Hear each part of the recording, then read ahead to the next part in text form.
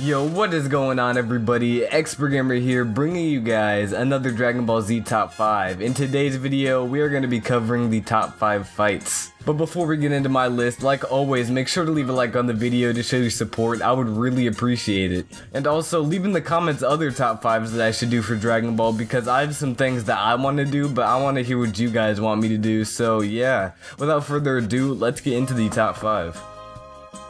Starting us off at number 5, we have Goku versus Cell. Now, this fight was so cool because I love fights where they started off slow with them both only using a little bit of power, and then they realized that they can't beat the opponent using that minimal amount, and then they had to power up to their max, or at least close to their max. Now, if you look closely at the fight, you can see that there's a lot more teleporting, and I really like teleporting in Dragon Ball Z. You saw Cell go up behind Goku, try to hit him. Goku would teleport behind Cell, try to hit Cell. Cell would teleport behind Goku, and it's just like an endless cycle, and you like this so much because you're like, the first time watching, all I could think about who's gonna hit the next person first, and then that next hit could be the final blow of the fight. That's why this fight had me at the edge of the seat.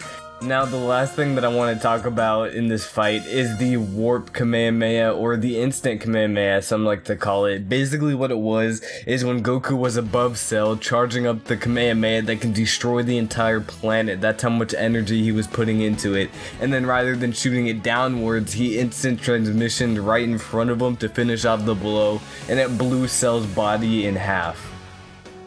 Coming in at the number 4 slot, we have Goku versus Frieza. Not only is this one of the most epic fights in the show, it is the longest fight in anime history, running at over 4 hours long. That is crazy. Now, this is all opinion based. Some say the fight was dragged out, some liked the length. I was one of the few that actually liked the length, but if they could have probably cut off about 30 minutes of it and still had it been good. But to be honest, the fight was awesome to me. I don't really care about it being 4 hours long. Now, one of the things that I really like about this fight is when Goku was charging up the Spirit Bomb. He was charging up the Spirit Bomb for a bit, and then after he launched it, Frieza had a Death Ball ready to go, and the Spirit Bomb just completely consumed all of that dark energy, and then Frieza was directly impacted by it. And obviously Frieza did not die, but once he came back severely damaged, he instantly killed off Krillin, and that is when Goku went Super Saiyan. After Frieza realized that Goku was stronger than him as a Super Saiyan, Frieza decided to throw a Death Ball at the planet to try to destroy it, because, you know, he just needed some way to win. And if the fight lasted that long and the planet did explode, Goku would die because he can't breathe in space, and Frieza would be damaged, but Frieza was able to breathe in space, so ultimately he would win the fight. The thing that I love about this fight the most is towards the end when Goku defeated Frieza and he was just inside of Frieza's head, telling him that he's weak, telling him that he's an evil tyrant, but I defeated you. Frieza was getting so angry at him, and Goku even spared half of his energy to Frieza. Frieza tried to kill him, and then Goku just retaliated with another attack and gave him another mini speech on how he's weak and how he defeated him. I just really like it when the main story characters get into villains' heads just to make them seem weaker than what they actually are. Coming in at the 3rd slot, we have Piccolo versus Android 17. Now, this was one of the first glimpses that we saw of Piccolo using his new intense powers after fusing with Kami. What makes this fight what it is for me is how back and forth it was. You had Piccolo getting punched in the face, and then Piccolo punching 17 in the face. You had the punches where they hit him in the ribs, and then they would punch so hard that the fist would show from the back. Those are the kind of fights that I like, that are just so even that you have to stay concentrated on the thought of who's gonna win. The last thing that I wanted to talk about for this fight is the Hell Zone grenade attack Piccolo did. It was the one where he shot a bunch of beams at Android 17, and Android 17 was dodging them easy, and he just thought that they were regular ki blasts until he started looking around him and realized that all those ki blasts were in ball shapes around him, and that he had no escape, and they all just enclosed on him. And you thought that Piccolo defeated him. You would have thought that, and then you realize that Android 17 set up a barrier attack that shielded him from all of them, and that's back to what I said about the fight being even, back and forth, back and forth. That's why this fight is so good to me. Coming in at the number 2 slot, we have Gohan versus Cell. You guys knew that this had to be somewhere on the list. This is a pretty long fight. I think it was like 2 hours and 30 minutes. But the first thing that we saw, after Goku fought Cell and Gohan was coming in, Goku gave Cell a sensu bean. And the first time watching this, I was going crazy. I was like, why would you give Cell a sensu bean? Now, Gohan has to deal with Cell's max power just like Goku had to, and yeah, that was basically that whole situation. And then the next reason is that Cell throughout the entire thing wanted to push Gohan to his max. He wanted to get him to that next level so we can have more of a decent fight than what he had with Goku. I really like that, and obviously Cell did get what he wanted by taking the life of Android 16, and that is what triggered Gohan to go Super Saiyan 2. After he went Super Saiyan 2 and all the Z fighters were being demolished by the Cell Juniors, and then you see Gohan coming out of nowhere, completely bodying the entire lineup of Cell Juniors one by one by one by one. That was so crazy.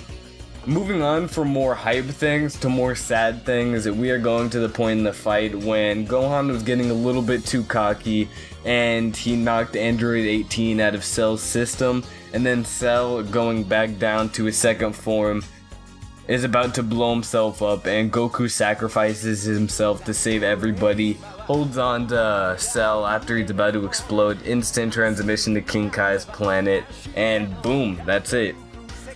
And you would have thought that that would be the end of the fight. Goku dying, that's it.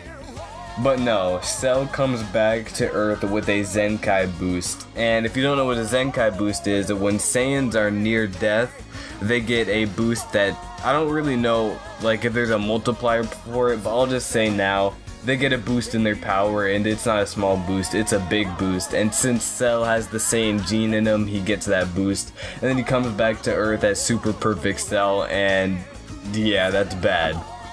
After they fight for a little bit, they get into the Kamehameha clash of the century, and then it ends out with Gohan finding the power within him with Goku right behind him, performing the father-son Kamehameha to end off Cell for good. Before we get into the number 1 slot, here are 2 honorable mentions that we're going to go through really fast. We have Goku versus Beerus. I really liked the animation in this fight. It was crazy. Everything flowed so nice. And while they were talking while they were fighting, they would fight for a bit and they'd stop and talk to each other. Goku would say, I don't like how I got this power because it's something that I can't achieve on my own. And they'd keep on fighting, they'd talk more, keep on fighting. That's awesome. And then, second to last, the scenery throughout the fight. They started above everything, just on flat ground, and then they moved into a dark cave, and then they moved to outer space, and it all flowed so nicely. It's not just like, okay, why are they in a cave now? Okay, why are they in outer space? It actually made sense how they were moving. It was just animated so well. And then the last thing is how the fight ended. It ended off with Goku admitting that he was weaker and that he gives up. And we saw in the Broly movie, comparing movie to movie, even though the Broly movie's not canon, Broly told Goku to give up, and Goku said that he never really learned how to give up, and in this fight, Goku said flat out, I give up. And that is why I like this fight so much. It ended off so well. And the second honorable mention we have is Piccolo versus Imperfect Cell. This happened right after Piccolo fused with Kami, and I really like this because this was actually the first glimpse, unlike 17, the very first glimpse that we saw of Piccolo using his new powers after he fused with Kami. I really love the fact that Piccolo got so strong, and for the people that did not know, after Piccolo fused with Kami for a while, he was the strongest character in the show. Not the strongest character in the show, the strongest Z fighter in the show, stronger than all the Super Saiyans and stuff like that, and I just found that such a cool thing to think about. Another reason why I like this is because when we didn't really know who Cell was. We didn't know a lot about Cell before he explained his origins, and then you just see Cell out of nowhere use a special beam cannon at Piccolo, and Piccolo had no idea what was going on. He has no idea how Cell knows his techniques, and then at the end of it you see Cell charging up a very strong Kamehameha, and Piccolo's just in shock because he's like, how does this little creature, this bug looking thing, know all of our techniques? And that is just the first time watching it, and before he explained his origins, I had no idea what was going on. I thought I missed something, and then it was just such a good story. And then you had the point in the fight where Piccolo lost his arm, and then he pulled it off, and then another arm grew out. That was crazy. And then, like I said earlier, another really good point in this fight is when Cell started to explain his origins, and then you started to understand it more and more, and that's when the plot thickened. And the number one fight on my list, continuing their long rivalry, Goku versus Majin Vegeta. This fight was so good. I actually ended up watching it with Seth a few days ago. This fight is amazing. It started off with Goku threatening to kill the Supreme Kai because Supreme Kai told him that he would not allow him to fight Majin Vegeta. And Goku just holds up his hand, is about to fire a blast, and Supreme Kai just gets out of the way scared. When the fight actually gets started, they both start fighting, and then they realize, okay, we need to go at max power, because they both thought that they could beat each other using minimal amounts of power.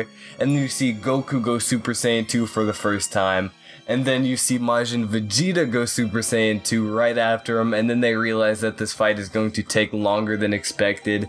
After they started fighting at near maximum powers, you saw them both getting kicked in the necks, kneed in the ribs, and every single hit that you saw, you just cringed up a little bit. Near the end of the fight, Goku kept on sensing Majin Buu, and finally Vegeta said, okay, we'll stop fighting, and then I'm pretty sure Goku told Vegeta they were going to split a sensu bean, and while Goku was trying to find it in his bag, Vegeta goes up behind him, puts his hands together, knocks the Super Saiyan out of Goku out cold, takes the sensu bean, and just takes off, completely snaking him. So that was my top 5 DBZ fights. If you guys do not agree with my list, leave your own in the comment section below. I really love reading those, and also tell me what the next top 5 should be, because I want to know what you guys would like to see rather than what I want to put out. But that's my time for now. I'm XpertGamer. Peace out, everybody.